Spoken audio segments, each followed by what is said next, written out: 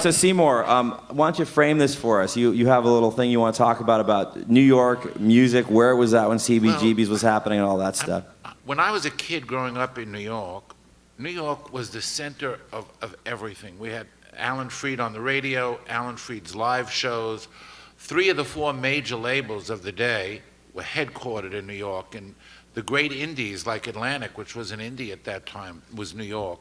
I could hop on a train and go up to Harlem and buy any R&B records that I couldn't get in Brooklyn where I lived. But over the years, as I grew from a teenager to being in the music business, the growth of the music business was at the cost of New York.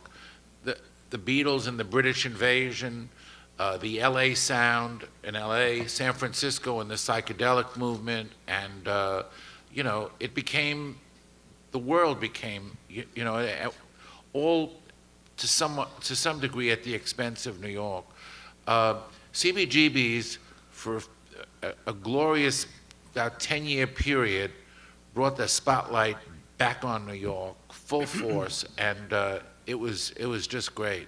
Yeah, it was our salon, and that was the great thing. It wasn't just musicians. There were writers and graphics artists and painters, and so it was a very exciting time because a lot of ideas were kind of pooling and generating, and it was a very exciting time to live in New York. So guys, CBGB's, what I know of it was a pretty mellow, loving place, but especially in the book Please Kill Me, there are 2 specific incidents that happened that somewhat frame the history a little bit, right? So there was one, and I think Chris, you were there, where there was a little bit of a conflict, maybe more than that, between a dictator and a Wayne County. Yeah, handsome Dick Manitoba, bless his heart, was the lead singer for the Dictators, who were one of the first kind of like, one of the first bands in that area, right? Yeah, they were sort of that period. Sort of into that. Andy Chernoff, the main writer, was writing some great rock and roll stuff that wasn't very popular, sort of at the moment. They were kind of predecessors. Part of Dick's Manitoba's thing was being obnoxious, and it was like a wrestler kind of, professional wrestler kind of obnoxiousness, and I think he modeled himself on professional wrestlers. But anyway, he was down front heckling Wayne County.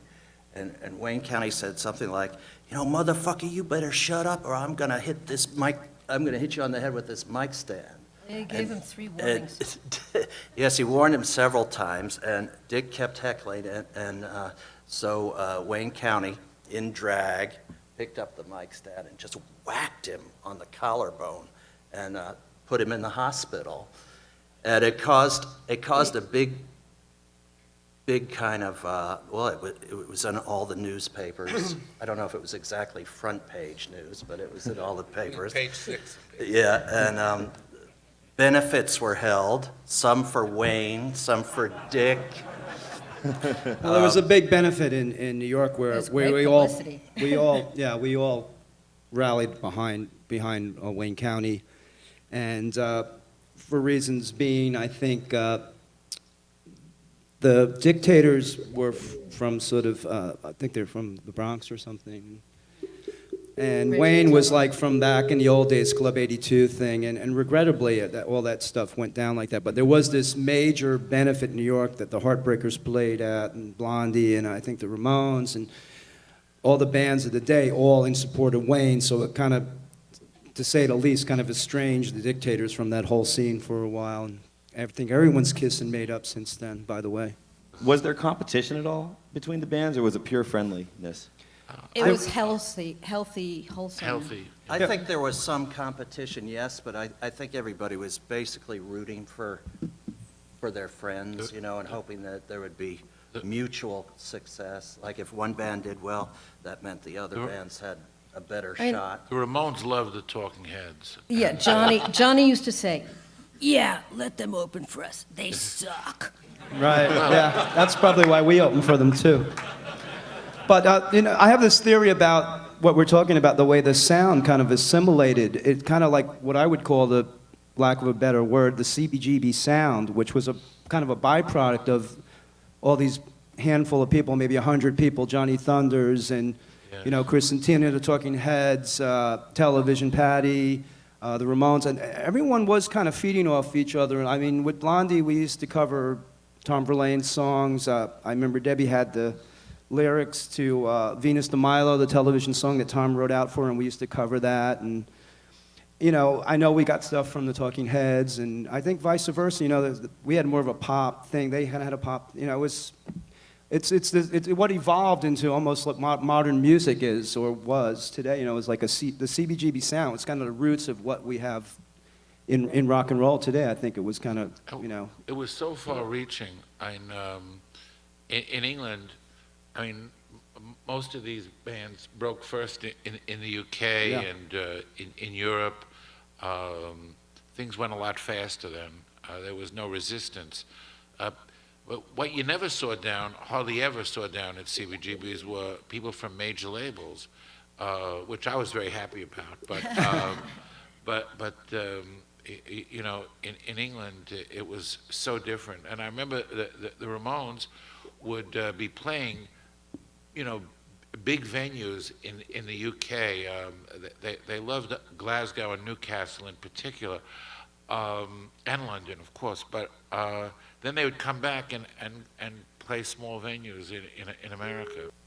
I wanted to talk about the jukebox at CBGB's, which I think should be in the Smithsonian, and the people that bought the logo and everything, and starting the club up again. They're trying to track down the jukebox, but people always say to me, like, how did you feel the first time you heard a Blondie song on the radio? And I always say it never compared to hearing it on the CBGB jukebox, because, you know, to know somebody went in there and put the money in to play, and the only songs on there from the local acts would probably be the Patti Smith track, Blitzkrieg Bop, the single that Richard produced, Ex-Offender, and maybe the first Talking Heads, Love Goes to a Building on Fire, might have been on there. But then it would be all like the Stooges and Psychotic Reaction, you know, was always being played. But, you know, to be in the bar and to actually hear like your music being played on the jukebox while you were just in the club was always a phenomenal feeling to me. And I think they should someone should get all the tracks, all the records, all the vinyl that was in that jukebox, all those particular songs, and kind of put that somewhere, because it was always awesome. You have a good story about the retail business in CB's, don't you? Well, Tina worked at Bendel's, which was on 57th Street. I worked at Design Research, which was on 57th Street. And David worked at a advertising agency. He was the stat man, making stats, also on 57th Street. So we had this uptown experience during the day, and then we'd get on the subway, or sometimes we would put our money together and take a cab downtown, but that was pretty rare.